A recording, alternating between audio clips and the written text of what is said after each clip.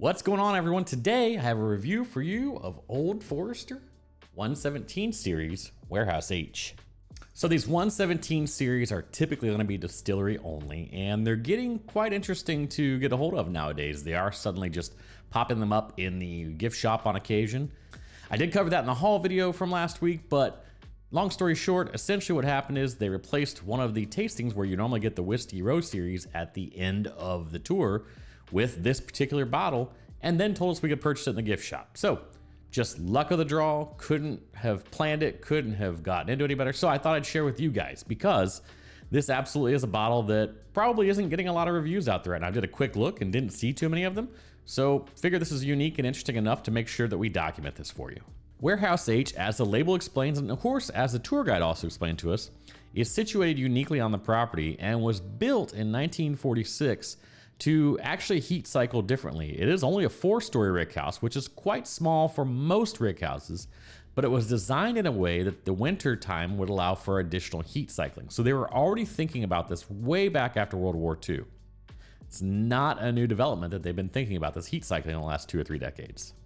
So this warehouse does hold 50,000 barrels, and one of the most unique things that even the label says on it is that at times during the year, because of the unique construction, the lower floors actually hold a higher temperature than the higher floors, which of course really seems to kind of defy how you would think about heat rising and things of that nature, but they designed it with some intent and actually got the result they were looking for. So that's all cool, but what do we think about this product? Let's get into that. First thing that hits me is it's really sweet on the nose. There really isn't a huge amount of first plume of spiciness or oak. It's really sweet. If I had to kind of pinpoint flavors, I'd say maple, some banana, almost a maple banana pancake, if that makes sense. Also some pops of citrus in there. I can't really pin it down to any one particular citrus note. There are some small spicy notes, and I'm not getting a ton of oak on the nose, which is okay. I mean, in all honesty, not to make a pun there, if that was an unintentional pun, okay. All in all, a really approachable nose. The first thing that kind of hit me as I start thinking about this is landing somewhere between 1910 and 1920 in the Whiskey Row series, leaning on the nose more towards the 1910, but not the same sweetness you get out of the 1910, just the sweetness factor alone. Let's go to the tasting. So where I thought my first things on the nose coming through were that maple and banana, the citrus and some cherry are coming through immediately on the flavor on the front of the tongue. Very, very vibrant, very, very bright, not overly sweet, but sweet enough that it's catching in front of your tongue and saying, hey, it's the first thing you notice.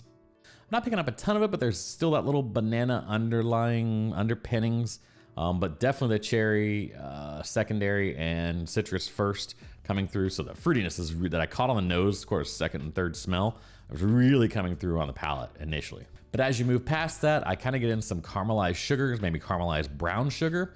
It's really beautiful, actually. It's very rich. It doesn't add any sort of burnt texture to it, but it's just got that nice little kind of, not as sweet caramel, but also that not also burnt caramel like I just mentioned a second ago.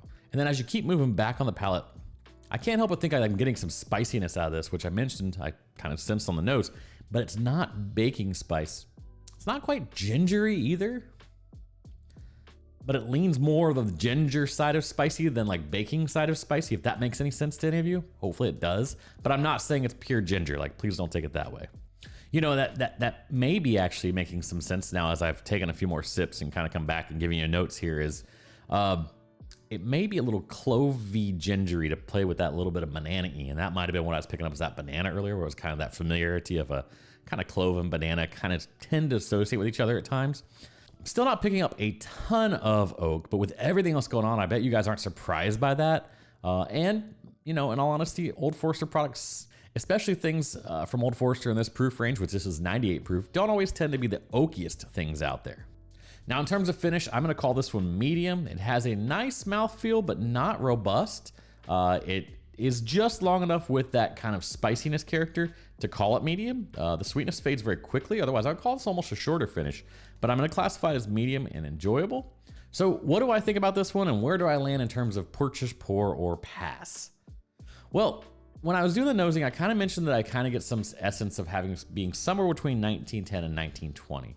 And I don't mean that from a flavor profile perspective, necessarily. I mean that from a sweetness level. I still hold that that's true. If you were someone that probably lends toward the 1910 side of the house on those particular two products, you may like this a little more than someone likes that robust, higher proof 1920. So when it comes to purchase, pour, or pass, I'm kind of pigeonholed here a little bit. When you do some online research, you find that these are probably going to be the ones that get inserted with all the selection you get to do when you do the Sleep Easy experience at Old Forester. Essentially an Airbnb experience where they give you a few extras in terms of what you're able to enjoy while you're there and tours, and then you're able to purchase bottles to take home that the general public doesn't usually get access to. In this case, they're also seem to be inserting it on some tours occasionally. So the only two outlets I'm going to be aware of on this one you can get it are Tours, Luck of the Draw, Speakeasy, Sleep Easy as they call it, when available. So you may be getting birthday bourbon instead of this option or something of that nature, who knows. So I would say from that perspective, this is a $60 $375. If you're doing either of those experiences and you're offered this bottle, find a way to purchase it, in my opinion. If it's not in your budget, go in with a friend that's with you on the tour and purchase one. They offered us two, so that could be something else as well, where if you simply have a friend and you each want to get one, you leave some on the table, do what you will with the rest if you want to purchase and trade or whatever the case is. That said, also the opportunity to get pours of this going to be non-existent out there at bars and things of that nature. But you may have a friend such as, myself or the couple guys that were with me on the trip that have had a chance to purchase it while they were on the tour. Absolute try there. I mean, you're obviously probably the only chance you're going to get it.